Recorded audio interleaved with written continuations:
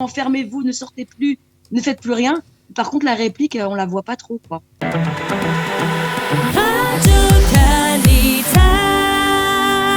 Nous avons le plaisir d'être en ligne avec Sandrine Fitoussi de Sderot. Sandrine, bonjour, Boker Tov. Boker Tov. Alors, je ne sais pas comment vous avez passé cette nuit. Est-ce que la nuit a été mouvementée? J'ai de bonnes raisons de le penser. Comment vous avez passé cette dernière nuit? Ça fait à peu près 10 ans que j'habite dans le sud, ou 15 ans, pardon.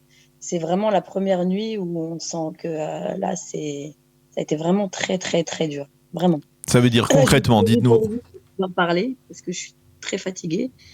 Ça n'a pas arrêté. Toutes les 10 minutes, un tsevad. Toutes les 10 minutes. Ouais, vraiment, quelque chose d'incompréhensible.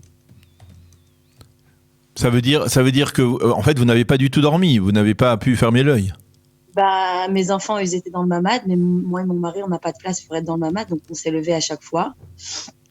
Donc, vraiment, je suis juste là pour vous relater parce que je sais pas trop quoi dire. Je suis un peu estomaquée, en fait.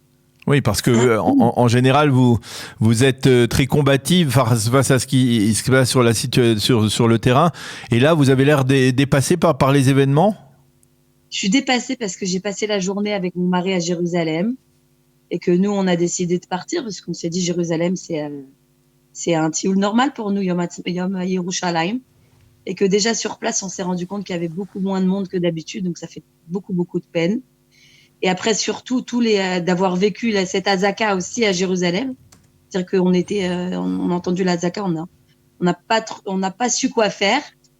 Et après, genre, de rentrer encore dans ce système comme si tout s'était terminé avant. En fait, on retourne toujours dans le même film d'horreur à chaque fois, sans solution et toujours en étant passif, quoi. Donc ça rend je sais pas comment vous dire ça, ça me sidère. Alors, on l'a vu, cette attaque contre Jérusalem hier a provoqué une très vive réaction de la part des forces de sécurité israéliennes.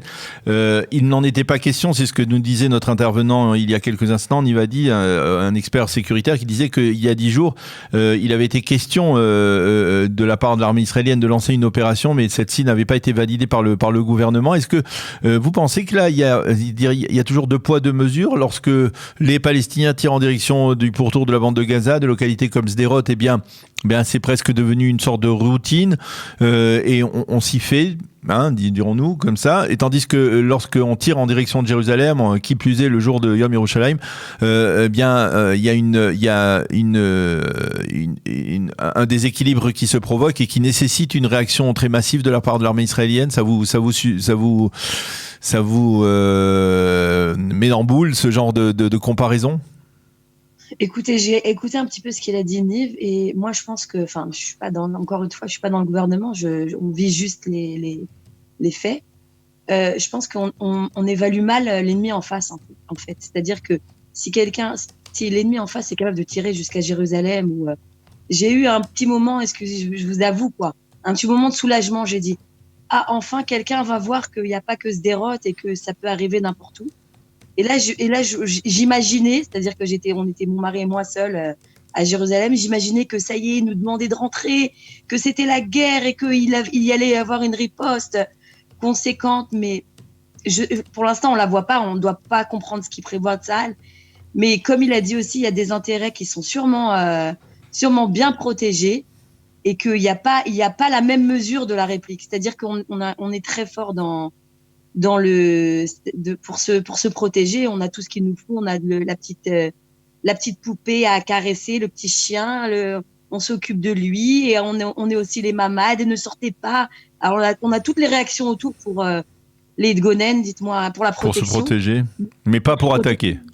On est parfait pour ça, c'est-à-dire qu'on est bien enfermés comme des rats, excusez-moi du mot, parce que c'est vraiment le mot. Rentrez tous chez vous, enfermez-vous, ne sortez plus, ne faites plus rien. Par contre, la réplique, on la voit pas trop, quoi. C'est-à-dire que demain, peut-être qu'on va nous dire, allez, demain, il y a école, levez-vous, faites comme si de rien n'était, comme d'habitude, comme un bouton sur lequel on appuie pour nous dire on-off. Vous sentez que cette force de dissuasion de l'armée israélienne, elle est totalement anéantie face au Hamas, que le Hamas n'en a rien à faire? Ah oui, moi c'est comme ça que je pense. Je pense que le Hamas, il montre qu'il a pas de limite. Écoutez, quand je vous dis toutes les 10 minutes, c'est vraiment toutes les 10 minutes. C'est-à-dire que c'est aberrant à la limite. Comme on a l'habitude qu'il y a le dôme de fer qui nous protège, donc on se dit bon, bah, c'est pas très grave. Je vous avoue que sur le fait, c'est vrai.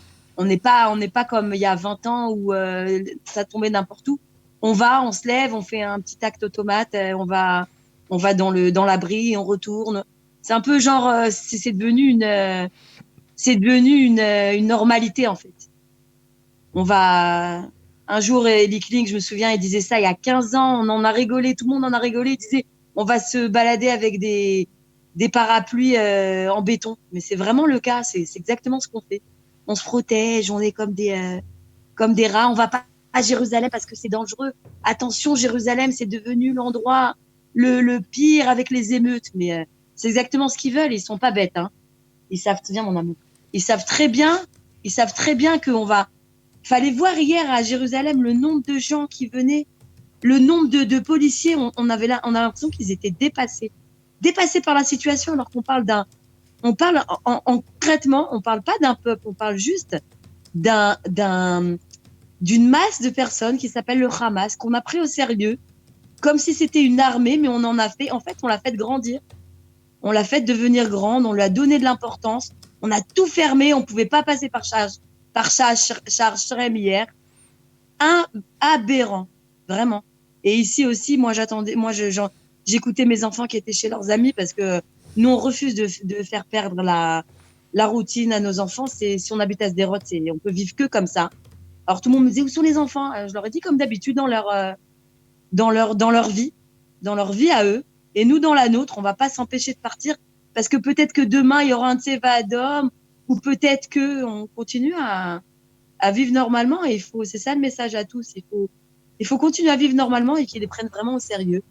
Alors vous le savez, Sandrine, on est en pleine crise politique également. On est à la fin peut-être d'un gouvernement Netanyahou, au début peut-être d'un autre gouvernement. Vous croyez que notre gouvernement pourra agir avec plus de fermeté que ne l'a fait le gouvernement de Binyamin Netanyahou ces dernières années? Bah déjà, il prend la suite. Donc il va pas pouvoir décider de quelque chose d'un coup et de tout changer de la même façon que quand la gauche reprend après la droite ou la droite après la gauche. C'est un effet tennis, c'est-à-dire qu'ils sont obligés de voir ce qu'il y avait. Ils vont avoir tout en dispositif et ils vont décider. Mais bon, bah écoutez, je demande à voir, hein, pourquoi pas. On va voir, peut-être qu'ils vont être capables de faire mieux. J'en doute. C'est mon avis personnel. J'en doute, mais bon, on verra bien. Voir. Là, pour l'instant, il n'y a pas grand-chose, donc on est sceptique. Eh bien, on va rester là sur cette interrogation, sur cette incertitude. En tout cas, merci beaucoup, Sandrine, d'accepter de réagir à notre micro. C'est pas facile et on vous souhaite de pouvoir faire face à cette situation et de pouvoir au moins vous reposer aujourd'hui après cette nuit blanche que vous avez passée. Merci beaucoup, Sandrine Fitoussi de Sderot, d'avoir été avec nous ce matin. C'est important d'en parler. Il faut en parler à tout le monde. Je vous en prie. Merci.